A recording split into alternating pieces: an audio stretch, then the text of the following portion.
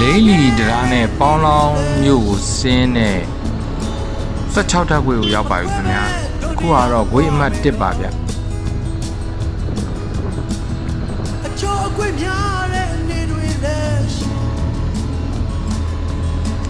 အောက်မှာမြင်ရတာတော့ပေါင်းလောင်း10ကြီးဖြစ်ပါတယ်ခင်ဗျာ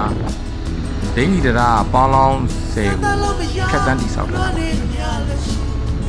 ရှေ့မှာခွေအမှတ်2ရောက်ပါပြီ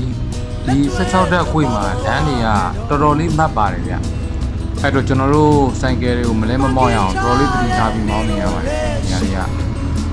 ဗီဒီယိုထဲမှာမပေါ်တာပေါ့နော်အဲ့ခွေတွေညာတွေတော်တော်မှတ်ပါတယ်အမှတ်တွေခွေရကပ်ခွေရ